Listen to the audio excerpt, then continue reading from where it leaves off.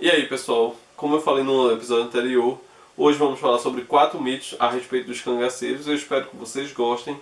Quem não for inscrito, se inscreve no canal, curte e compartilha o nosso material. Vamos continuar construindo conhecimento juntos, tá bom? Então vamos para o episódio.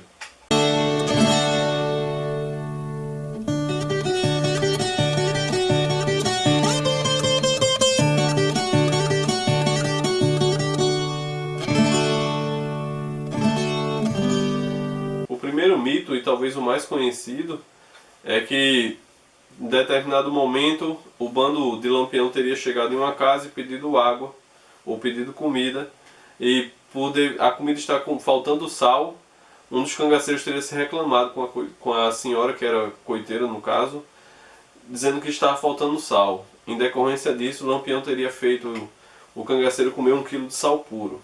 Bem, é fácil perceber que é um pouco fantasiosa essa história, mas é de fato um mito. Tanto é um mito que essa história é atribuída a outros cangaceiros por outras obras da literatura.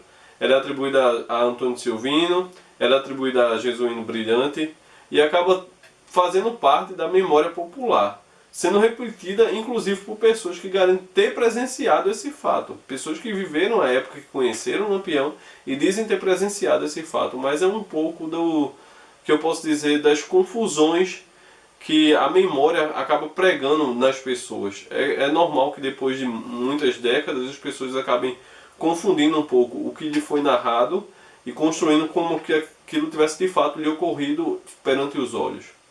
E a mesma coisa acontece com a história que diz que Lampião jogava crianças para cima e amparava com um punhal. Essa história, se você perceber, ela também é narrada em outros momentos, em outros episódios, em outras regiões do Brasil.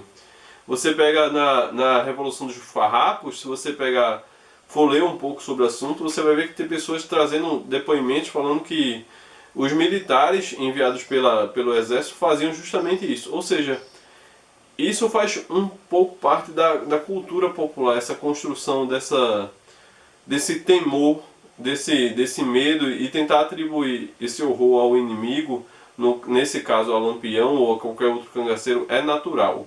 Mas não é verdade, não é baseado não existe registro, pelo menos, que ajude a confirmar que isso de fato ocorreu. Pelo menos não com Virgulino Ferreira da Silva. O segundo mito é que Lampião, no dia anterior à sua morte e à morte dos demais cangaceiros em Angico, ele e o bando teriam sido envenenados, ou pelo menos teriam sido, digamos, dopados, para diminuir sua capacidade de reação no dia do combate. O que não é verdade. Esse mito surgiu na década de 60, principalmente, com um depoimento que então, já na reserva, o coronel Manuel Neto, deu ao Diário de Pernambuco. E ele levantou essa possibilidade. Esse depoimento ele está transcrito no livro Benjamin Abraão, do Frederico Pernambucano de Melo. E você vê que, muito provavelmente, na verdade, a partir dali surgiu essa dúvida perante esse questionamento, pelo menos perante quem pesquisa o assunto. Mas também não há evidência alguma que aquilo ocorreu. Ao que tudo indica mesmo, foi realmente força do destino para que aquele cenário fosse tão favorável ao volante e tão desfavorável aos cangaceiros. Existiam muitas mais motivações de cunho político para que aquilo acontecesse do que propriamente uma conspiração por traição e envenenamento, que seria uma narrativa talvez até mais trágica. A terceira ideia mais equivocada sobre o cangaço é que ele seria um conflito de classes entre pobres e ricos, o que não é verdade. Não que a pobreza não tenha levado mais pessoas a ingressarem no cangaço como meio de vida, e não que questões entre diferentes classes sociais não tenham pressionado elementos X ou Y a querer ingressar no cangaço, dada talvez alguma injustiça que sofreu e não pôde retaliar devido à sua falta de recursos e buscou no cangaço esses recursos. Mas o fato é que muitos dos cangaceiros, principalmente os líderes, eles vinham de famílias ricas, se não ricas, mas pelo menos em condições acima, digamos, das classes mais baixas. O próprio Virgulino vinha de uma família que não era necessariamente pobre. Primeiro porque temos que ter uma ideia que a ideia de riqueza para o período não é como hoje. Não é riqueza no período, no sertão, nas primeiras décadas do século XX, Não era como hoje que você acumula dinheiro propriamente ou algum outro bem. Riqueza estava mais ligado, relacionado talvez ao acúmulo de terras e o acúmulo de gado. A partir do momento que a família de Virgulino tinha, por exemplo, mais de um sítio, um na região de Triunfo e outro na região de Serra Talhada, tinha, por exemplo, uma tropa de cavalos e mulas, na verdade, uma tropa de muares, onde ele costumava comercializar pela região do sertão, levando mercadorias para cima e para baixo.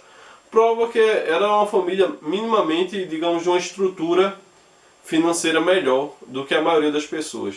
E não, isso não se limita a Virgulino, não. Antônio Silvino era um homem que vinha de uma família de importância política. O próprio senhor Pereira, o Antônio Padre, todos eles vinham de famílias proeminentes da região. E Lampião teve em seu bando outros cangaceiros que vieram também de uma classe mais abastada. O Emiliano Novaes, por exemplo, antes de ingressar nas fileiras do cangaço, era um comerciante importante e vem de uma família importante e tradicional da região de Floresta. O Sabino das Abóboras, ele também vem de uma família importante. Há quem diga que ele é filho de um filho bastardo de um poderoso coronel da região, mas ainda assim ele vem de uma origem que não é de pobreza, longe disso. E outros casos poderiam ser aqui citados, mas ajudam a ilustrar que, na verdade, o cangaceiro era quase que um profissional da vida em armas. Ou seja, você não precisava ser necessariamente pobre para querer ingressar naquele meio de vida. Um meio de vida criminoso, claro, um meio de vida fora da lei, dentro do que as instituições percebiam como lei, mas ainda assim era um meio de vida, era uma profissão. E não tinha nenhuma ligação com a sua origem financeira, digamos assim, o seu status social.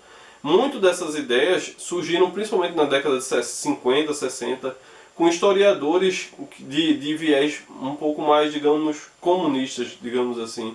Um bom exemplo disso é o Rui Facó, internacionalmente o Eric Hobsbawm, a obra Bandidos, que ficou bastante celebrada no mundo como um todo, cita bastante o Lampião, trazendo essa dicotomia aí entre ricos e pobres, entre classes sociais, e tentando convencer o leitor de que existia sim uma raiz ali de briga de classes, de luta de classes, que não é real.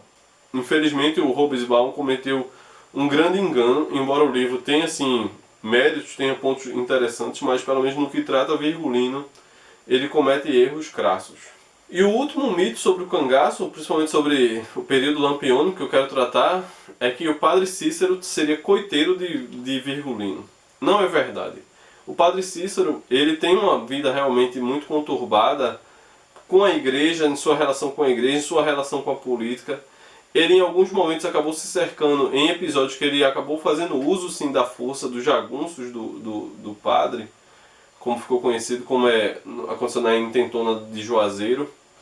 Mas, ao que parece, pelo menos o que a história deixou como evidências, o padre foi muito mais um mediador para que os cangaceiros saíssem do cangaço, como aconteceu com o senhor Pereira e como aconteceu com o Antônio Padre. O senhor Pereira deu um depoimento na década de 70 ao Nertão Macedo, em que ele fala isso, que o padre foi muito importante para convencer seu primo, primeiro, o Antônio Padre, a abandonar o sertão e viver longe do cangaço, e depois para que ele mesmo se convencesse a abandonar o cangaço. E no caso de Lampião, em 1926, quando se deu a ideia de alistar Lampião nos batalhões patrióticos para enfrentar a intentona comunista, acabou caindo no colo do padre Cícero aquela situação, já que foi ideia do Floro Bartolomeu convidar o Lampião, utilizando sim do prestígio do padre Cícero, mas o Floro acabou adoecendo e só quem estava, digamos, de maior relevância na cidade era o próprio padre. E já imaginou qual seria a reação dos cangaceiros se o padre não os quisesse receber em Juazeiro? O padre talvez tenha pensado politicamente e diplomaticamente naquela situação, que não era nem um pouco interessante pôr a segurança da cidade como um todo em risco ao se recusar, por exemplo, a receber Virgulino. Então, que alternativa restava ao padre, uma vez que Floro Bartolomeu não estava mais presente, que não receber o próprio Virgulino pessoalmente? Será que seria uma opção realmente em confrontar Virgulino? Será que era uma boa ideia realmente fechar as portas da cidade para o bando dele? mas acabou recaindo sobre os ombros de Cícero essa mácula, digamos assim, de ter um vínculo com o cangaço, de ter um vínculo com o Lampião ou com o Virgulino, como se fosse um protetor, um cuidador de cangaceiros. Juazeiro acabou sendo abrigo também para as irmãs de Lampião. Isso ajudou também a aumentar os rumores, a aumentar a fama. Mas essas ideias não ajudam em nada a quem se interessa por estudar o cangaço. Tanto em relação aos volantes, como eu falei no episódio anterior, quanto hoje sobre os cangaceiros, você alimentar esses mitos lhe distancia do que foi o fenômeno. Se a gente está querendo estudar, ter ciência que essas coisas que eu citei nos 2 episódios são só rumores, nos ajuda a nos aproximar mais do que de fato aconteceu ali. Tentar buscar elementos que tenham realmente raízes historiográficas, que tenham evidências que eu possa realmente trazê-las como verdade, embora a verdade seja algo subjetivo, eu compreendo isso, e todo pesquisador tem que buscar essa verdade subjetiva, mas desconstruir esses mitos e repassar esses mitos para o público no geral é muito importante. É bom sempre termos um cuidado sobre qual é a imagem do passado que queremos preservar para as próximas gerações. Adianta estarmos sempre discutindo, Lampião morreu ou não morreu em Angico? Em que isso acrescenta, de fato, aos estudos do cangaço? Eu espero que vocês tenham gostado. Eu aguardo vocês na semana que vem no nosso episódio. Vamos começar a construir um pouco do que foi a história do cangaço de maneira mais ampla. Vai ser um trabalho de diversos episódios e aos poucos vamos entendendo ali quem de fato foi Virgulino, como se deu as questões com o Zé Saturnino, como ele ingressou no cangaço, como o cangaço foi tomando outras dimensões, as negociações políticas, os outros personagens que acabaram também entrando nessa grande guerra, digamos assim, essa guerra particular que foi o cangaço. Então vamos continuar construindo conhecimento juntos. Um forte abraço para vocês e até o próximo episódio. Valeu!